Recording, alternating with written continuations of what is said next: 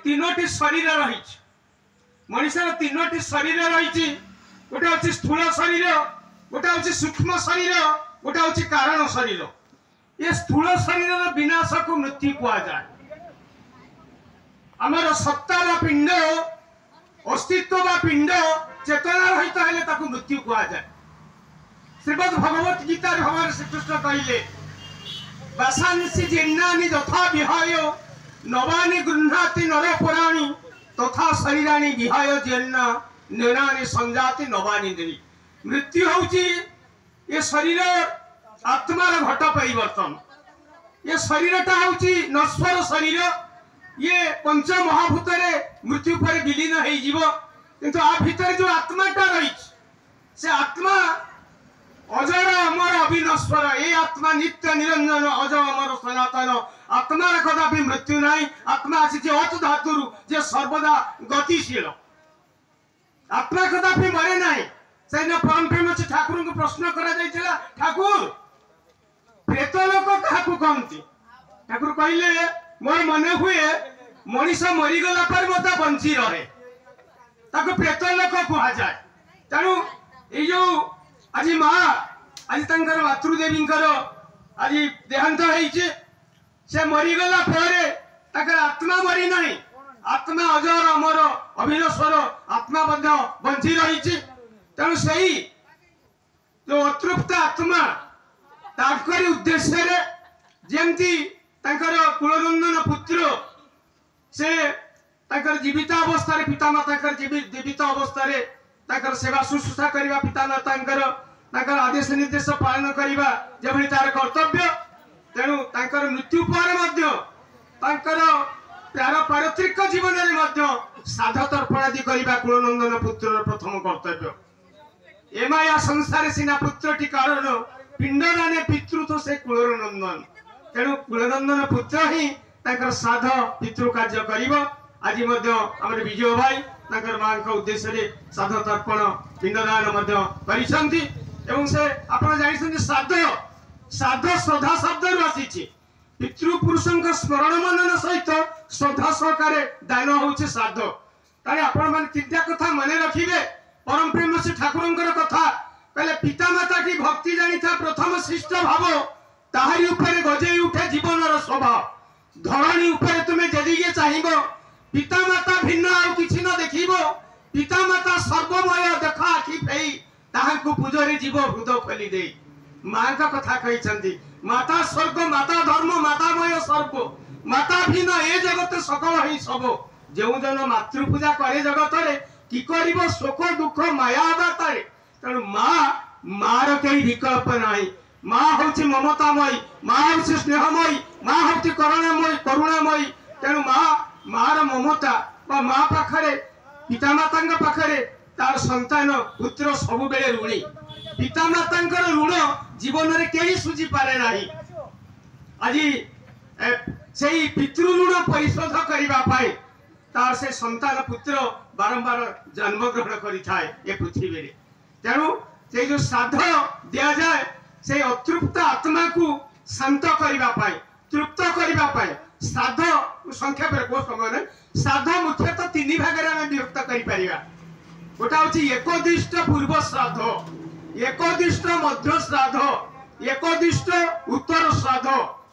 माने एकदिष्ट पूर्व श्राद्ध केते हुए ना शुद्धि क्रिया पर से अतृप्त आत्मार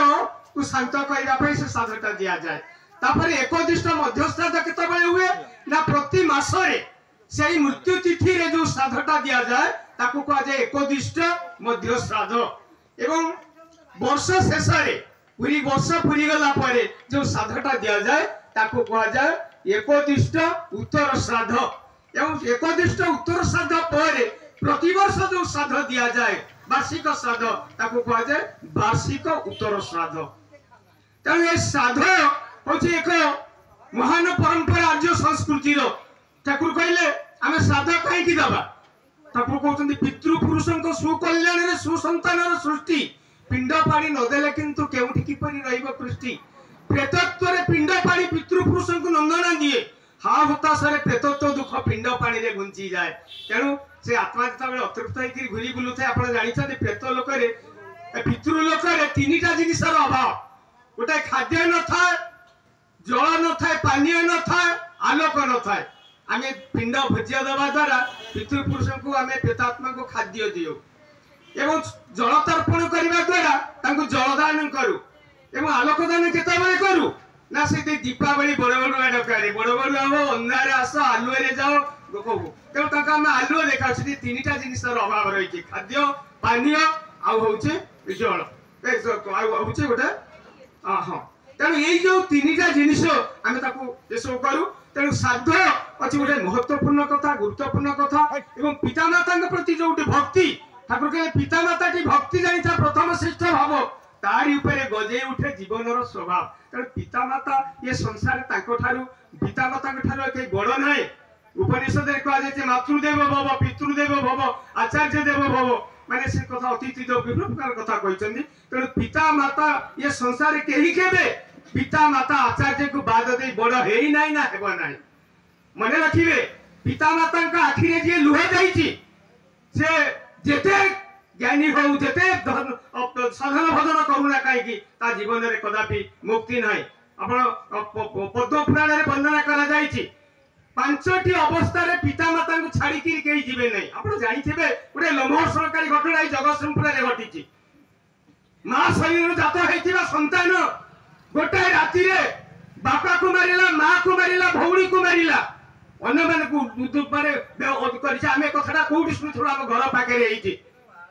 से पिलार मुक्ति अच्छी मु कहूँ संसार ठाकुर तो चाहिए तेणु से पार्टी बंद हो गला ठाकुर तो से कथा चाहिए भाव में उचित शास्ति मिलवा दरकार किंतु दुनिया कौन शास्ति दब तेणु बाप माँ को जी मारुची पिता माता प्रति जार यही भक्ति तमें सी बापा माँ को कौन भक्ति कर कौन से सेवा कर ठाकुर तो कहले माँ को खुशी करवा मो जीवन तपस्या थिला कौन से कारण मोर माँ को मुह जब कला पड़ जाऊला ए संसारटा मत सब अंधार देखा जाऊला गोटे कथा संक्षेप में कहबी जे पिला माटा पुत्रटा मातृगर्भ जन्म है से मातृभक्ति पितृभक्ति करे मातृगर्भरे थिला बेले को पुओ मातृभक्ति पितृभक्ति करे से भाई गोटे नूतन कथा आज आपको कहबी आप जानी भगवान महावीर जीवन एक घटना कही कथा शेष करी से दिन भगवान महावीर मातृगर्भरे था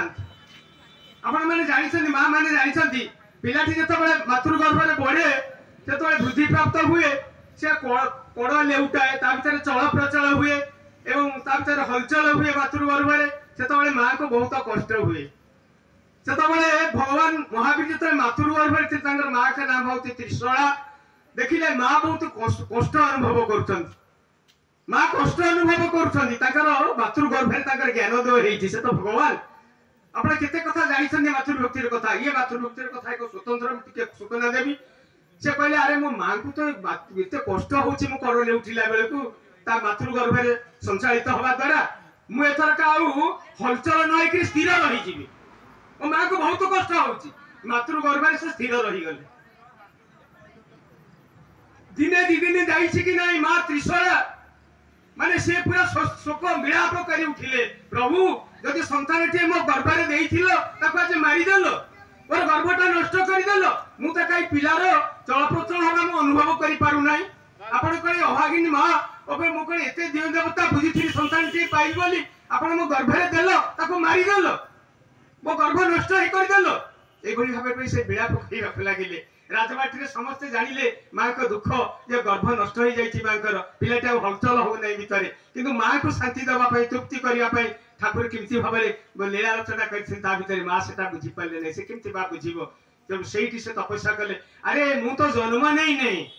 माँ प्रति मो प्रति केते श्रद्धा आदर आसूची मु जन्म नहीं गला मोर तो रही भाग्य मु सन्यास व्रत धारण करी घर संसार त्याग कर जीवी यही बापा माँ एमाने कने मते सहजरे छाड़ीदेवे यही बड़ी दुख कर सोचना अनुशोचना कर कांदी काली मो माँ जीवन थरे देदेव मुझे मातृगर्भरे थी शपथ करुच्ची मोर पितामाता बंचित हवा पर्यंत मु कदापि सन्यास व्रत ग्रहण करी ना मु घर छाड़ी कौन से जीवी ना देखो कि भाव में मातृभक्ति एवं से मातृगर्भे रही जन्म होती 28 वर्ष पर्यंत से रही घर संसार जो पूर्व निर्धारित थिला घर संसार त्याग करेंगे बोली से त्याग कर समय हो जाऊँ सात गोटे मिनिट रे तेणु से जिते आसुचंदी माने जन्म 28 वर्ष रही गले सेतबेले पितामाता देहांत हो जाए 28 वर्ष से पितामाता सीना चली गले मोर बड़ भाई असंती नंदीवर्धन टी अनुमति नहीं जीवी बड़ भाई पाखे जिते जलस्तर कहते सन्यास व्रत ग्रहण करी मुझे घरे रही पारि नहीं बड़ भाई कहले अरे ये बुद्धि छाड़े तू रह घर संसार छाड़ी जीवु कुआड़े बापा नहांती माँ नहांती जो घर संसार संपत्ति बाड़ी रखी बुझीब किए रही 2 वर्ष रही से आउ रही पारि नांती आपण देखंतु तापर से घर संसार छाड़ी तेणु पितृमातृ भक्तिर पटांतर ना तेणु पवित्र आज श्राद्ध दिवस दादा से संपर्क कहे ये गोटे महान परंपरा आपको निष्ठा सहित पालन कर ठाकुर कहले पितृपुष्टि पुराण प्रवण थिले अतुट सही धाराटी शाक्त हो वैष्णव हुआ ख्रीष्टान मुस्लिम सभी खांटी यही तोला तोर व्यतय करी स्वर्ग भी जदि जाऊ रे तुई जोर गलारे कहूची मु स्वर्ग भीतर नरक भई स्वर्ग भीतर नरक भई स्वर्ग भीतर नरक भई वंदे पुरुषोत्तम।